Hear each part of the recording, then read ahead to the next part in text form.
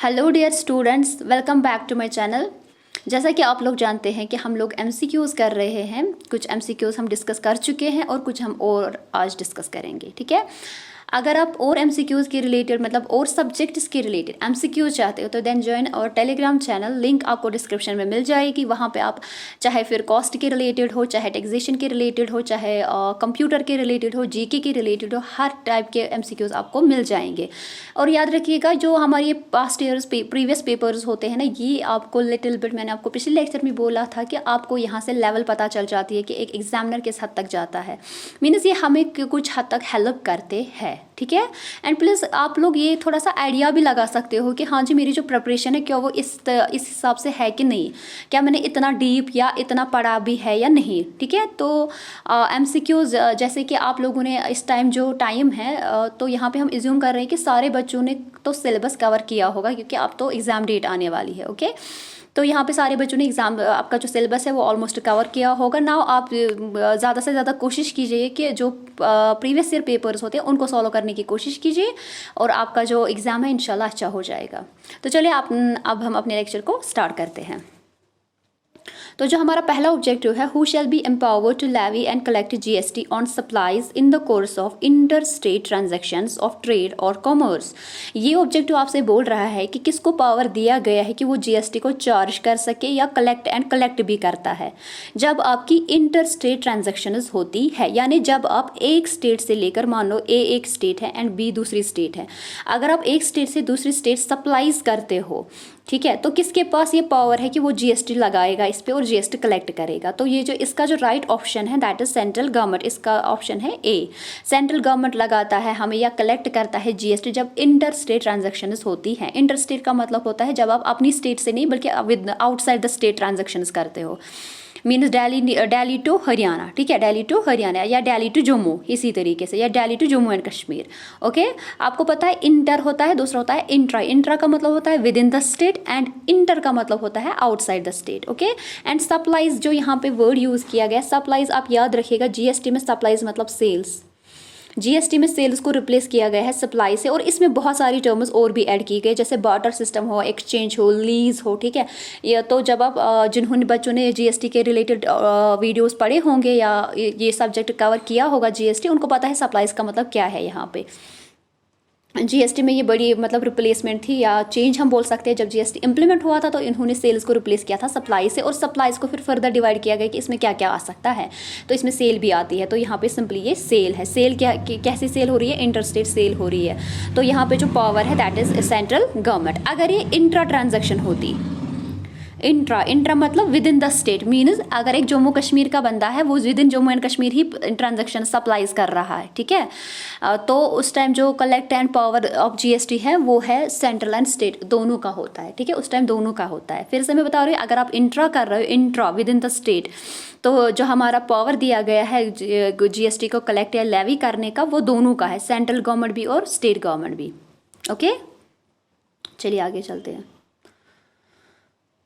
Next objective हम देखते हैं। नेक्स्ट जो ऑब्जेक्टिव है that is properties, items and receivables within certain value that are owned by a business और called. जो प्रॉपर्टीज, जो आइटम्स, जो रिसीवेबल्स का मतलब आपके डेटर्स एंड बिल्स रिसीवेबल, ठीक है, दोनों को मिलाकर बोलते हैं रिसीवेबल्स, जिनका एक सर्टन वैल्यू होता है, जो बिजनेसमैन के अपने होते हैं, उनको क्या कहा जाता है। अगर आप देखोगे पूरी तरीके से, इट इज सिंपली एसेट की डेफिनेशन है ये, तो इसको हम एसेट्स कहते हैं। ठीक है, देखो मैंने आपको बोला था वैल्यू होना चाहिए, ओनर बाय बिजनेस एंटरप्राइज होना चाहिए, तो ये दोनों चीज़ें हैं सेट्स पे हो रही, तो ये आपका एसेट बन जाता है। ये ऑब्जेक्टिव वैसे ईजी था, बस लैंग्वेज चेंज है यहाँ पे।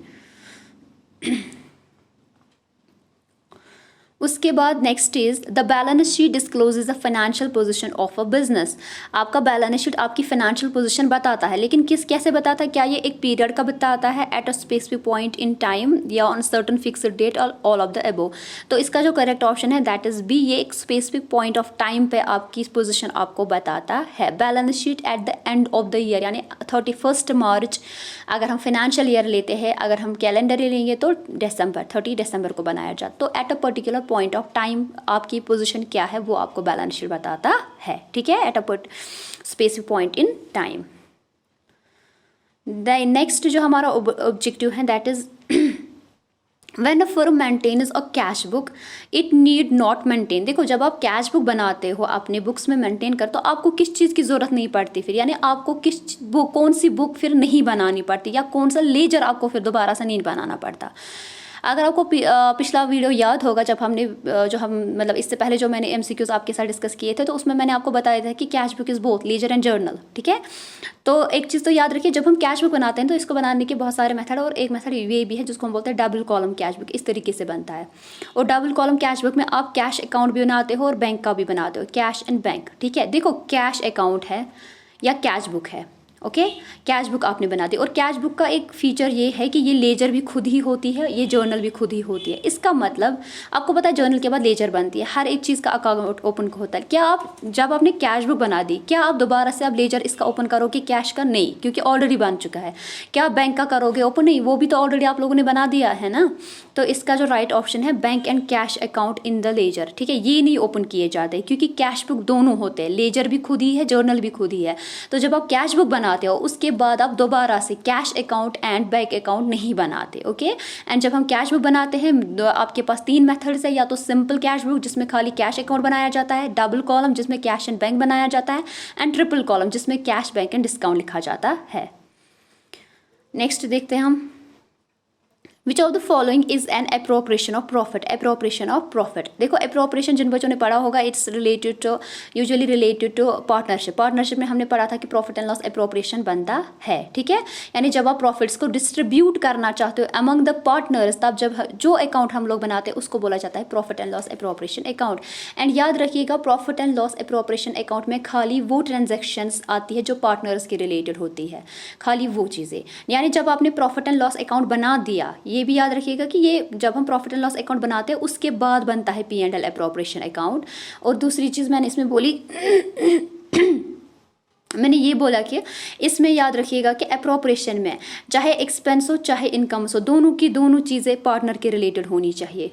ठीक है, यही 2 चीज़ें इसमें आती है जो पार्टनर के रिलेटेड हो, फिर चाहे वो एक्सपेंस हो चाहे वो इनकम हो। रूल फॉर्मेट बराबर प्रॉफिट एंड लॉस अकाउंट जैसा है, बस याद रखना है इसमें खाली पार्टनर के रिलेटेड ट्रांजैक्शंस आती है। ये बनाया भी जाता है इसलिए कि आपको पता चले कि कितना प्रॉफिट डिस्ट्रीब्यूट करना है अमंग पार्टनर्स। तो हम देखते हैं यहाँ पे क्या है।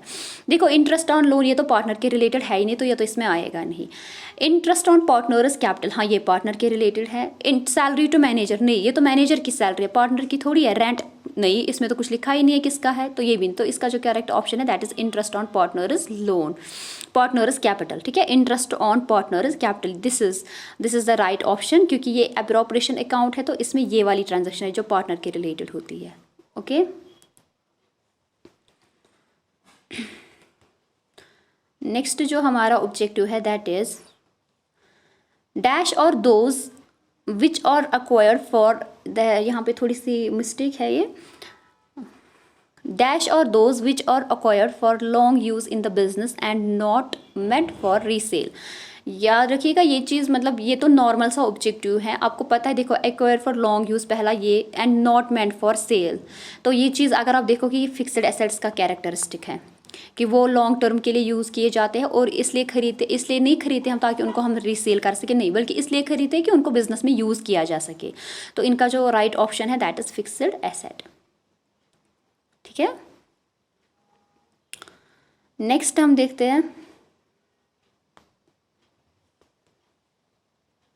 Next is dash approach assets which are to be used for a long term in the business and are not meant to be sold or presented first, and assets which are most liquid such as cash in hand or presented at the bottom।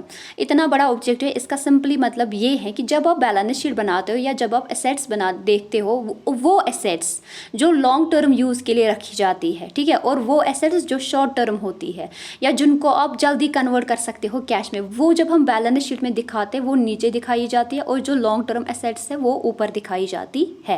ठीक है, तो उस method को हम क्या कहते हैं, आपको मैं सिंपली यहाँ पे समझा दूँ। जब हम बैलेंस शीट बनाते हैं ना, बैलेंस शीट बनाने के 2 तरीके हैं, उसको हम बोलते हैं, देखो बैलेंस शीट एक पर्टिकुलर ऑर्डर में बनाया जाता है। जब हम पर्टिकुलर ऑर्डर की बात करते हैं उसको कहा जाता है मार्शलिंग। मार्शलिंग का मतलब होता है कि बैलेंस शीट को एक पर्टिकुलर ऑर्डर में बनाया जाता है। ठीक है, और मार्शलिंग में ही फिर आपके 2 निकल, एक होता है परमानेंट ऑर्डर या परमानेंस ऑर्डर, दूसरा होता है लिक्विडिटी। परमानेंस में कि आप क्या करते हो, जब आप बैलेंस शीट बनाते हैं सबसे पहले वो एसेट्स लिखी जाती है जो लॉन्ग टर्म हो, ठीक है। इसी तरह से फिर डिक्रीजिंग ऑर्डर में चलता है। जैसे मेरी लैंड एंड बिल्डिंग है, मशीनरी है, वो सारी एसेट्स आप ऊपर लिखोगे, या आप ऐसे बोलिए जो फिक्स्ड एसेट्स होती है वो पहले लिखी जाती है, उसके बाद करंट एसेट्स, उसके बाद लिक्विड एसेट्स। लिक्विड एसेट्स पता है ना, मतलब लिक्विड एसेट्स का मतलब होता है वो एसेट्स जो कन्वर्ट हो जाती है कैश में, लेकिन with in a short period of time, like 15 days, like 3 months, okay, 15 या 3 months, उनको हम बोलते हैं liquid assets. It's also type of current asset. Current asset का ही एक पार्ट होता है लिक्विड एसेट, और सबसे लास्ट में आते हैं अंडर परमानेंस ऑर्डर अगर हम बात करें।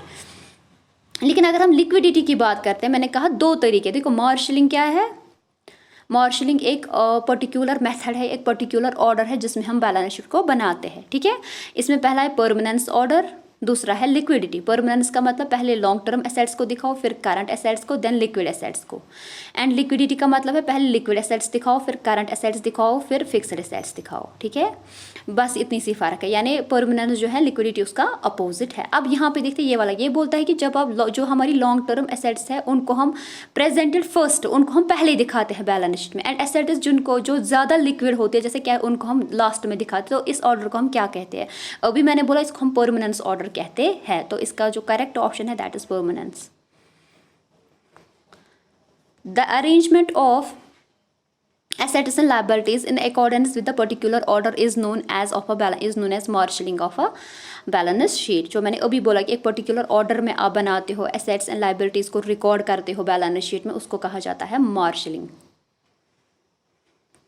Next is balance of manufacturing account, that is cost of production is transferred to. देखो जब हम बिजनेस, अगर एक मैन्युफैक्चरिंग की बात करें, मैन्युफैक्चरिंग कंसर्न जो होती है या मैन्युफैक्चरिंग बिजनेस जो होता है, अगर हम उनकी बात करें तो उनके बिजनेस में बनता है एक अकाउंट जिसको हम बोलते हैं मैन्युफैक्चरिंग अकाउंट। और ये इसलिए बनाया जाता है ताकि आपको पता चले कि आपका जो कॉस्ट या प्रोडक्ट है ये कितने का रेडी हो चुका है। कॉस्ट ऑफ प्रोडक्शन अगर आपको पता लगानी होगी तो आप मैन्युफैक्चरिंग अकाउंट बनाते हो। किन इंडस्ट्रीज में, मैन्युफैक्चरिंग कंसर्न्स में। तो अगर हम बात करेंगे तो वहाँ पे 3 अकाउंट बनते हैं, एक तो मैन्युफैक्चरिंग बनेगा, उसके बाद ट्रेडिंग बनेगा, उसके बाद प्रॉफिट एंड लॉस अकाउंट बनेगा, ठीक है। ये मुझे बोल रहा है कि जब आप मैन्युफैक्चरिंग अकाउंट बनाते हो उसके बाद जो उसकी बैलेंस होते हैं उसको आप कहाँ पे ट्रांसफर करते हो। तो याद रखिएगा, क्योंकि मैंने कहा इसके बाद ट्रेडिंग बनता है, तो इसका करेक्ट ऑप्शन है ट्रेडिंग अकाउंट में उसकी बैलेंस ट्रांसफर की जाती है, ठीक है। और ये भी याद रखिएगा कि मैन्युफैक्चरिंग अकाउंट जो है ना ज़्यादातर मैन्युफैक्चरिंग कंसर्न्स में ही बनाया जाता है या मैन्युफैक्चरिंग बिजनेस में बनाया जाता है। ये इसलिए बनाया जाता है ताकि आपको पता चले कि आपका जो ये प्रोडक्ट है ये इसका कॉस्ट कितना है, कॉस्ट ऑफ प्रोडक्शन कितना मुझे लगा एक प्रोडक्ट को बनाने में, इसीलिए ये प्रिपेयर करते हैं। इसकी जो बैलेंस होती है ये इस बाद में ट्रांसफर की जाती है ट्रेडिंग अकाउंट में, वहाँ से आपको ग्रॉस प्रॉफिट निकलता है, then profit and loss account बनता है, वहाँ से आपका नेट प्रॉफिट निकलता है, ओके। तो इसका जो करेक्ट ऑप्शन है सी। नेक्स्ट जो है, यहाँ से अजान भी हो रही है, जल्दी से, अब शायद यही एक है। Dash is prepared for ascertaining the cost of goods producer और कॉस्ट ऑफ प्रोडक्शन। तो मैंने आपको अभी बोला, अगर आपको ये पता लगाना होगा कि आपका गुड्स जो आपने बनाए उनकी कॉस्ट क्या है या कॉस्ट ऑफ प्रोडक्शन क्या है, तो आप क्या बनाते हो, आप मैन्युफैक्चरिंग अकाउंट बनाते हो, ओके। तो ये इसका राइट आंसर है। हाँ जी, तो ये हमारा लास्ट ऑब्जेक्टिव था। तो ये कुछ MCQs है, आई थिंक ये 10 MCQs है जो मैंने आपके साथ आज डिस्कस किया। अगर आपको कहीं पे कन्फ्यूजन हुआ तो आप मुझे बता सकते हो। बाकी मिलते हैं हम अपने नेक्स्ट वीडियो में आपके साथ। लास्ट में बस इतना बोलूँगी, मेरे चैनल जो इसको सब्सक्राइब कीजिए, शेयर कीजिए मेरे वीडियोज़ को, लाइक कीजिए, and join our Telegram channel for more updates. अल्लाह हाफिज़।